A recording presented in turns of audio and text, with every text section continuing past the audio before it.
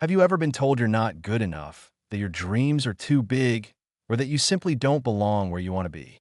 Most people walk away, but she didn't. This is the story of a young woman who was told she could never belong in the cockpit until the pilot passed out during takeoff, and she had just seconds to prove everyone wrong. Stay with me till the end, because this story will remind you that fate often gives us the chance to rise when no one believes we can. And before we begin, this is Grow for Justice, where real courage meets powerful storytelling. Don't forget to subscribe and tell me in the comments, Kahan se dek rahi ho. It was 6:45 a.m. at Denver International Airport. Passengers hurried through Gate 29, coffee cups in hand, eyes heavy with sleep. The destination was Seattle, a short, routine flight. Nothing unusual, except for one passenger seated quietly near the window in row 14. Amelia Cole, a 24-year-old aviation student who had dreamed her entire life of being a pilot. She had applied for flight school 3 times, each rejection cutting deeper than the last. They told her she was too emotional, too inexperienced, and once, even that the cockpit isn't for women like you. But Amelia had something no one could measure: instinct. Her father had been a pilot, one who died in the line of duty, saving 164 passengers when his aircraft malfunctioned. She was only 6 then, but she still remembered his words: "Someday, when the sky calls you, don't ignore it." She never did. When she boarded Flight 208, she didn't know the universe was about to test her the same way it tested her father. The plane filled with chatter and laughter. The captain, Thomas Briggs, a seasoned pilot with 30 years of service, was respected by all, but old habits made him skeptical of young trainees, especially women. He had seen Amelia in the terminal earlier wearing her Aviation Academy jacket and smiled politely, but when she mentioned she was training to be a pilot, he chuckled and said, "Good luck with that, miss. Maybe one day they'll let you in the cockpit." He didn't mean it cruelly, but the words stayed with her. The engines roared to life. The aircraft rolled onto the runway, sunlight glinting across the wings. Inside the cockpit, Captain Briggs and his co-pilot, Ryan Hall, prepared for takeoff. Amelia closed her eyes, whispering the pre-flight checklist under her breath from memory, a ritual she'd done on every flight since she was 12. Flaps set, engines stable, runway aligned. As the plane accelerated, something went wrong. First, it was subtle, a strange silence on the intercom. Then, just seconds after liftoff, the aircraft jerked violently to the left. Passengers gasped. Trays rattled. The co-pilot's voice came over the speaker, shaky. "Ladies and gentlemen, please remain calm. We're experiencing a minor issue." But in the cockpit, things were far from minor. Captain Briggs had slumped over, unconscious, his hands still on the controls. Heart failure. The co-pilot panicked, trying to manage both the yoke and radio calls at once. "Mayday, mayday, this is Flight 208. Captain down, requesting immediate assistance." The plane wobbled dangerously, climbing too steeply. Oxygen masks dropped. Panic erupted in the cabin. Amelia's instincts kicked in. She unbuckled her seatbelt, ignoring the flight attendant yelling, "Ma'am, please stay seated." She looked into the terrified eyes of the co-pilot visible through the slightly open cockpit door and ran straight toward it. Inside, chaos. Alarms blared. Altitude warning lights flashed red. The co-pilot was trembling, his voice breaking over the radio. "I can't level her out," Amelia shouted. "I can help. I'm trained on Cessnas and simulators.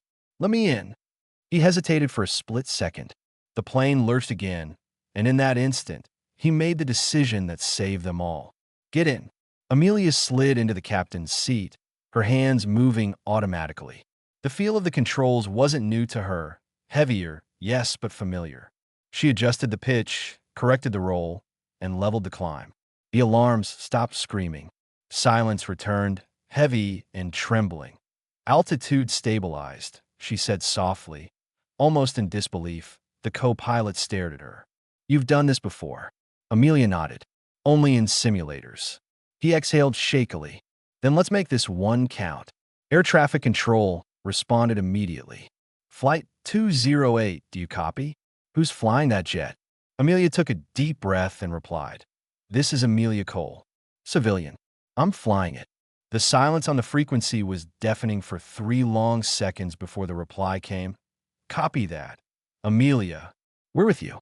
Let's bring everyone home. The next 40 minutes tested everything she had ever learned. The co-pilot worked beside her, following her steady commands. She remembered every word from her late father's old flight manuals, every emergency checklist she'd studied when she couldn't sleep. Her heartbeat matched the rhythm of the engines. The passengers had no idea who was flying, only that somehow the panic had turned into hope. When Seattle's runway came into view, visibility was low. Clouds hung heavy, wind gusting at 25 knots. The co-pilot looked uncertain. You sure you can land in this? Amelia smiled faintly. My dad used to say, if you can't see the ground, trust the instruments. Her hands were steady as she lowered the landing gear. The aircraft trembled as crosswinds pushed it sideways.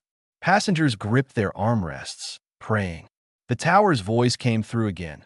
Flight 208, you're clear to land. Winds variable, 27 knots.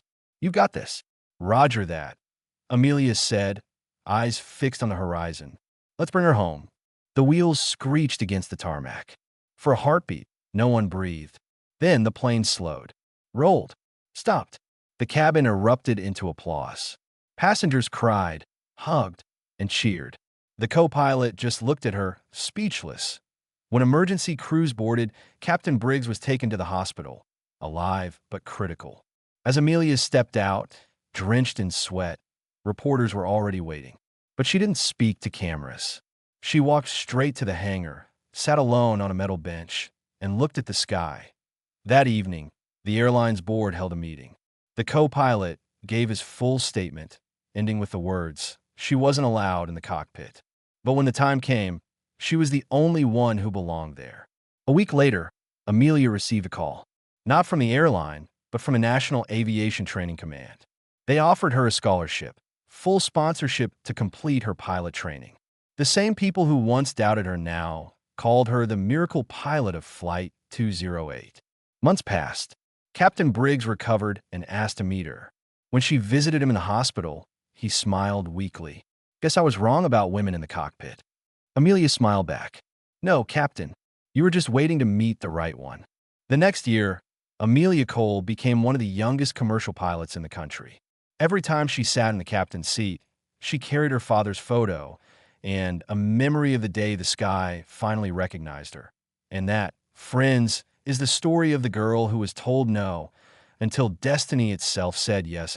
If this story inspired you, don't forget to subscribe to Grow for Justice, because here we tell stories that remind you never to stop believing in yourself.